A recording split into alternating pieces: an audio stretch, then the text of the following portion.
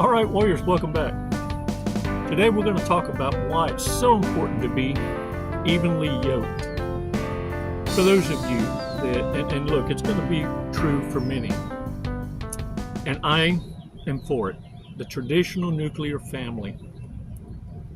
Look, that's what I fought for. And the thing is, the importance of being evenly yoked is so important.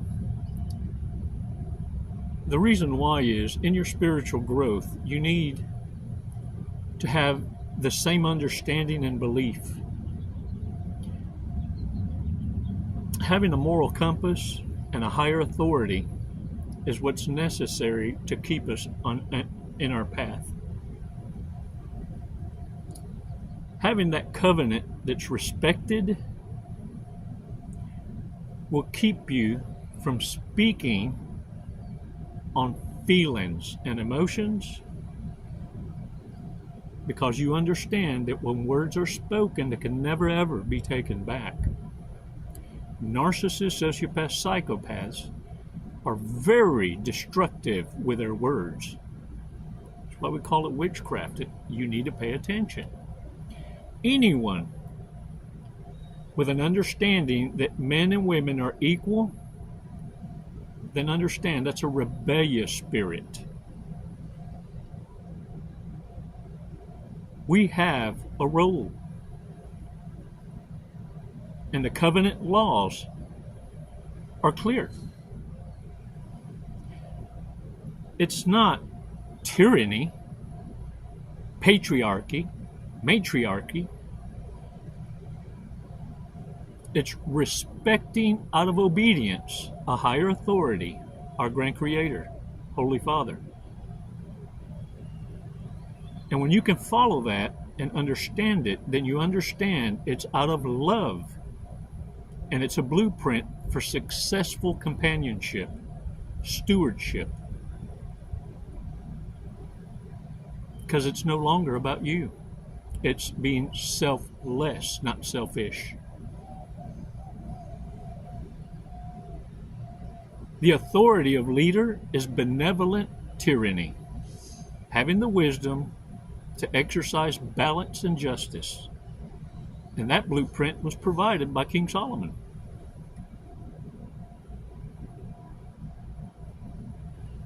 He had ultimate authority to hand out justice and consequence. But in wisdom, godly wisdom, he exercised benevolence. There was a story of a baby that two women were claiming. King Solomon needed to observe the character and the condition of the heart of two claiming the child to be theirs. One accused the other of stealing the child. King Solomon ordered the baby be cut in half and each mother be given a half.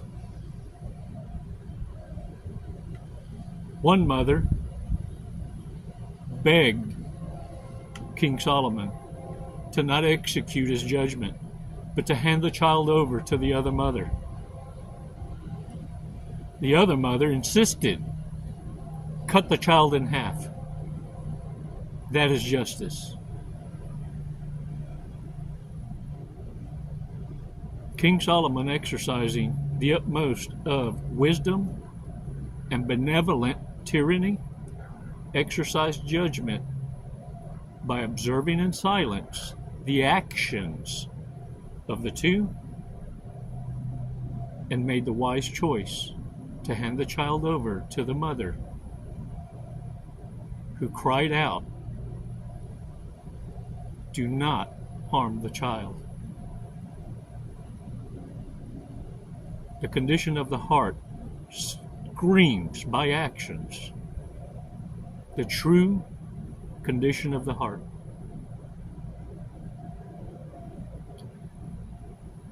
I'm asking you to dust off your Bibles and be ready to look up what I'm going to reference. Before that, let's do a breathing exercise, because I'm going to take your breath away. Things that we should be looking for in each other, and the true commitment of a covenant to Holy Father, the ultimate creator of all. Let's take 5 seconds to do a breathing exercise. 5 seconds that you need to grace yourself with when provoked by stupidity, by reprobates, narcissists, sociopaths, psychopaths, and borderlines alike, so that you can clearly be able to observe with wisdom the actions of someone not getting their way. Because narcissists always weaponize time. They want to build up excitement. And they need you to make decisions under duress. Because the answer always goes their way if they can just keep the pressure on. It's all showmanship. Give yourself 5 seconds and understand, if someone takes your breath away like that, the answer is always no. 5 seconds, come on.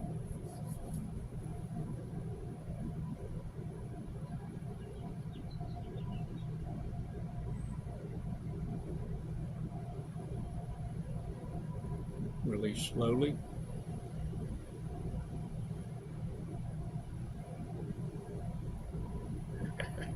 All right. Shake it off, y'all. Ooh, that wasn't yours. Check this out. Go to the book of Ephesians, chapter 5.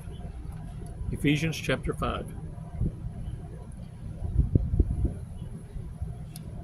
This is a directive, and why it's important. If you are looking for companionship, that you be very selective. You have standards and boundaries. You're living up to that, and you're only asking for your equal.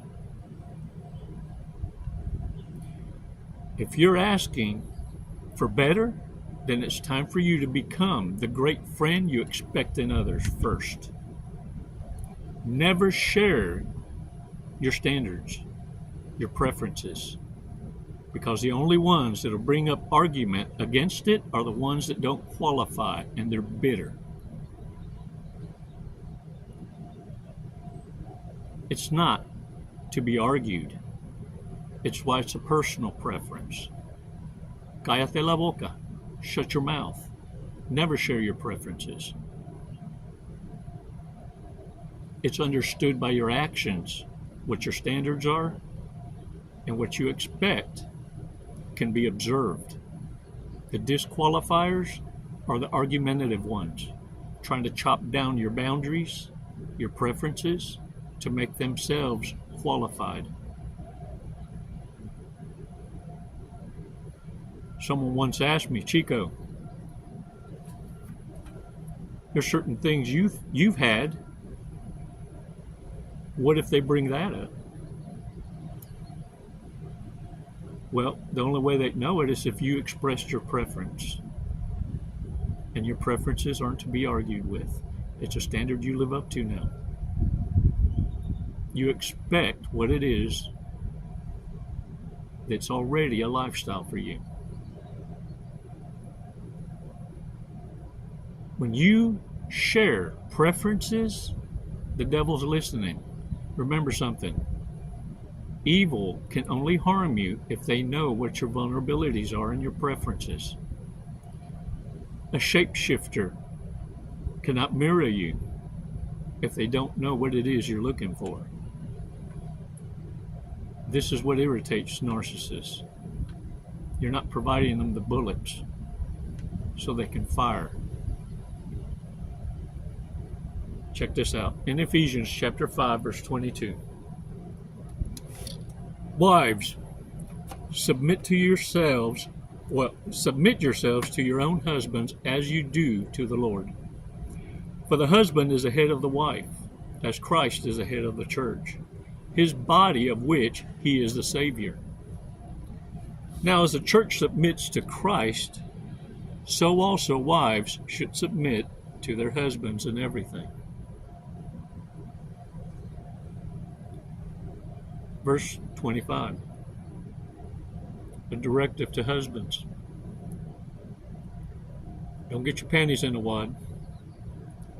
Husbands, love your wives, just as Christ loved the church and gave himself up for her,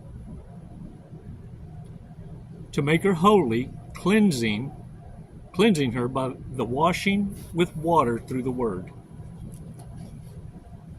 Now, I have a question. Should you have advisors, consultants intervene as third parties?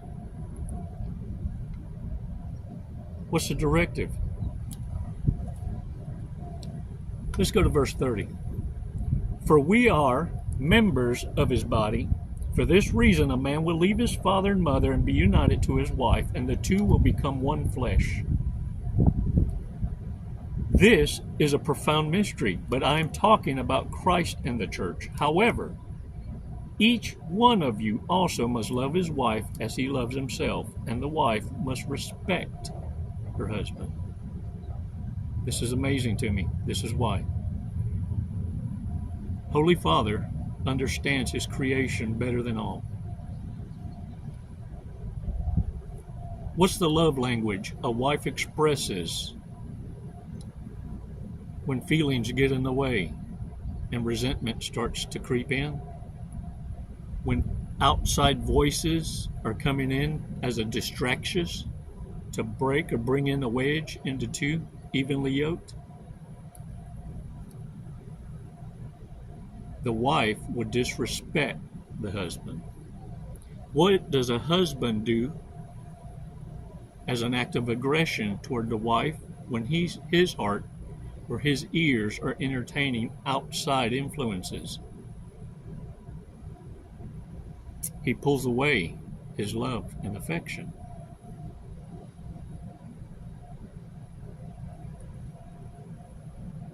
Truly, I say to you this. Wives and husbands, before you commit to a covenant with the Lord, those of you looking in the single community, as a woman or as a man, take this to heart. As a man, are you worth submitting to and respecting? Have you earned that position? Are you currently exercising wisdom, benevolence, with a hint of tyranny? It's a balancing act that can only be exercised in action to become affluent.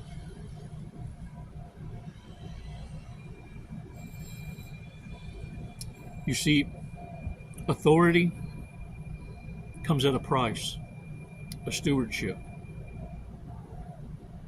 In order for a woman to become a wife and submit, you by actions need to prove yourself worthy in exercising benevolent tyranny.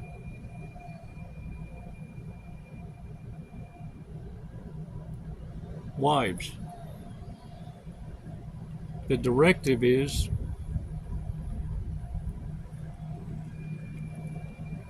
for husbands to love their wives as Christ loved the church. What did he do for the church? What did Yeshua do for the church? In his 32 years walking earth, he gave up his life for her, for us.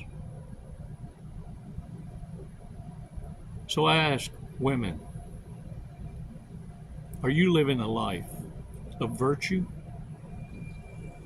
Exercising virtue and loyalty by actions, unattached, proving yourself and checking off those boxes which you expect in a man? Are you worth dying for?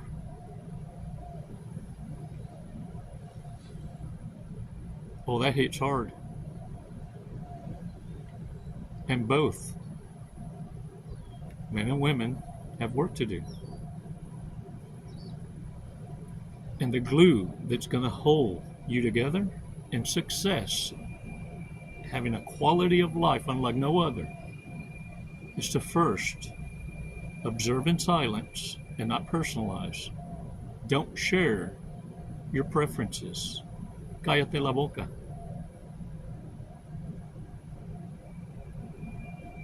What we do when we think no one's looking is the report card.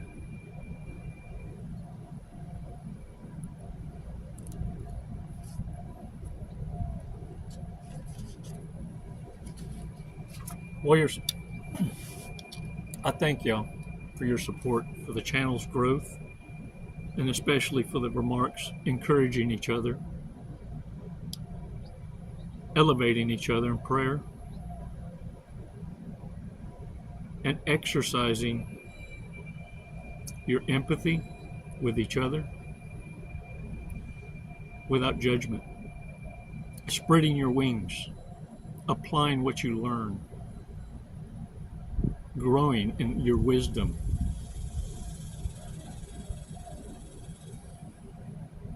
I want to share something I overheard. I'm in a rotation as a volunteer in Texas for the search and recovery. And it moved me so much. A conversation I heard of another warrior on the phone.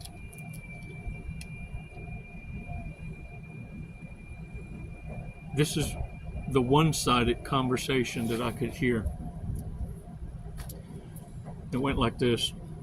Please, listen to me. Please, let me trade all the holidays I have off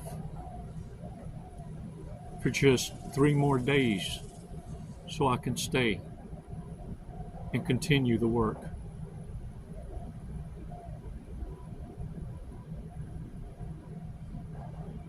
Warriors, that wasn't a dry eye that overheard this conversation. Conversations of humility, sacrifice, benevolent service to others, and not asking for a transactional trade, but giving and sacrificing of all. Listen to me, your people are everywhere and nowhere. You've kept your head on a swivel for so long because of all the toxicity around you that you've trained your mind to catch it for self-preservation. It's time for you to reprogram and now give it homework so that you can now start seeing the warriors amongst you by actions, already living personally as a lifestyle the preferences you're looking for and living by also.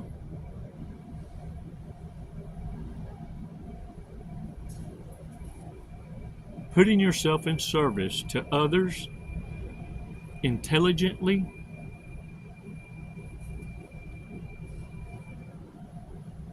is an energizing feeling of exhaustion. I call it being happy tired. It feels like home. And this is what narcissists don't want you to ever experience. Keeping you in chaos, constantly fixing or becoming an emotional tampon to family members for skirmishes that don't exist or made up, so that you're never available to be in service to your own kind.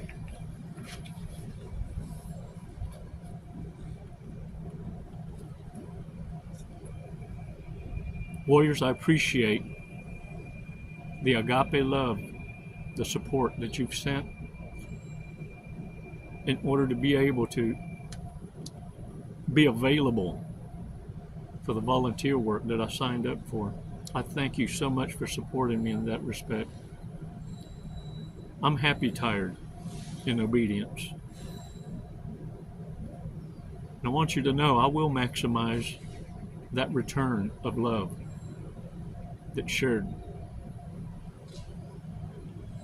I won't fail you.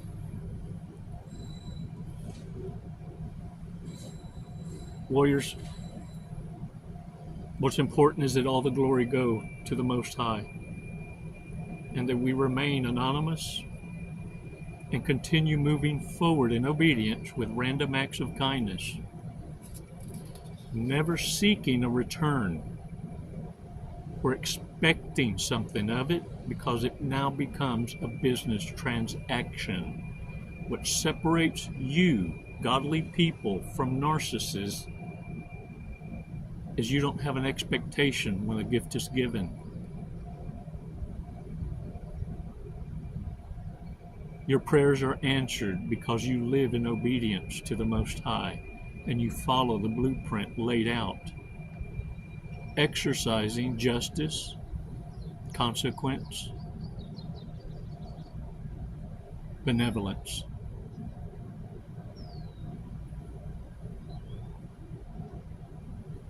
We heed the warnings and the law of love. Thank you for sending me. I can't wait to return. Warriors, most of us are forced to take a break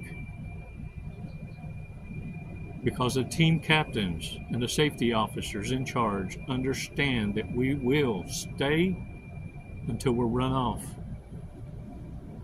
Their job is to monitor us, to make sure we remain healthy so that we can return. Thank you for sending me. Thank you for supporting these efforts. And glory be to the Most High for blessing you. These acts of service are tests. Tests. Because it's that what we do when we think no one's looking that we're weighed and measured on. And remember, never share your preferences or the standards you live up to. Narcissists are well aware.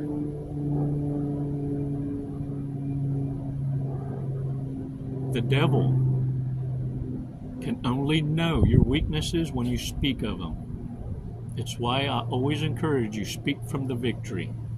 We hurt on the inside, not on the outside. Only our Holy Father knows what we're thinking and what's in our heart. And it's why He's taught us and laid out the blueprint.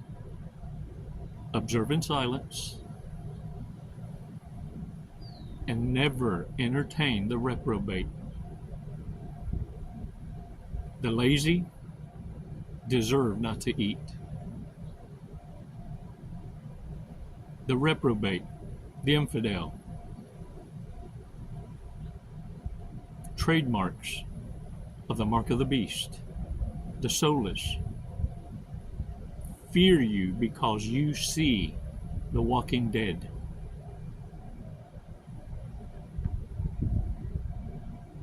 In your awareness in this journey, you're going to find yourself anointed with so much knowledge that it will make your dang stomach turn to even play pretend with the devil's followers.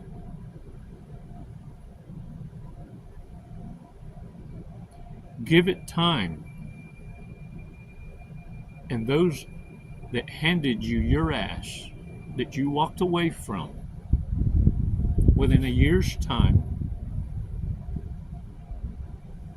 you will see them shrivel up, health deteriorating, And you're going to see them without the mask and wonder, how in the hell did I ever fall for that? Because now you'll see them beyond the veil. You see through people. And at first it's haunting, but understand the blessing. Because now you don't have to hurt a little. You're able to invest in your own kind. And now you're able to associate with friends, and by their actions, living up to a standard you've never voiced. You know they aren't shape-shifting. This is a lifestyle. And when you have friends like that, they become great friends, more better, bestest friends. And it's from this group that you're able to choose a partner for life.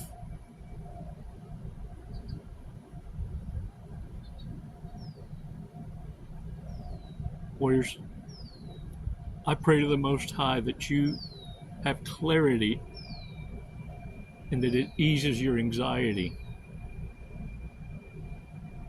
That you're able to now focus on observing those with virtue, authenticity, living a life unapologetically. I pray you give yourself homework, taking control of your mind, body, and soul to activate this new you.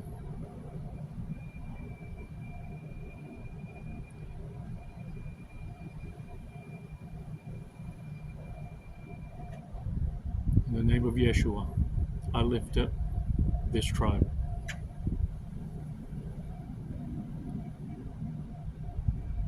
Warriors, it's never goodbye. If I don't meet you in this dimension, I pray you hold the line. Surrender's not an option. I pray one day we meet in the ranks.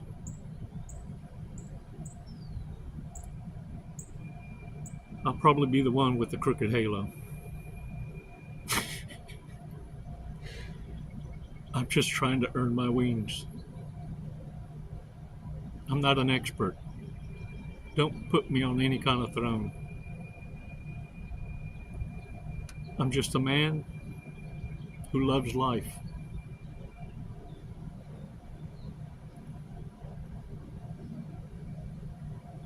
And I want to share the shortcuts with you without candy coating a turd. You've been manipulationist enough in life, and I'll be damned if I'm going to play with your emotions, your feelings,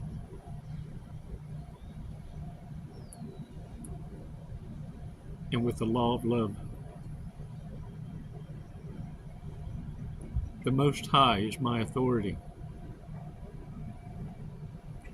That's who I'm married to. And thank goodness for narcissists, because I'm good and great, more better, bestest at hunting the hunter.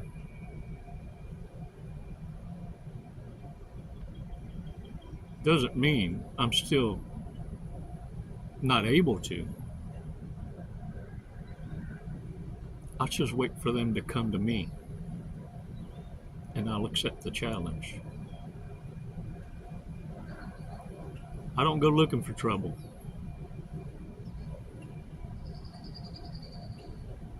But if they're eager to meet our Maker, I don't mind setting the appointment up. I consider that a divine appointment. I just beg you to get out the way. Stop ignoring the red flags. You've been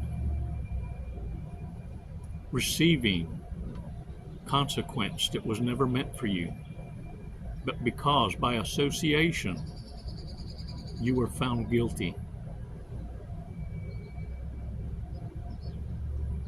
You will soon recognize that narcissists were holding you back. Hell, they're puzzled how you didn't pick up on it sooner. Now they get to hate you from a distance. Because if there's one thing for sure about narcissists, sociopaths, and psychopaths, what they fear most is your consequence.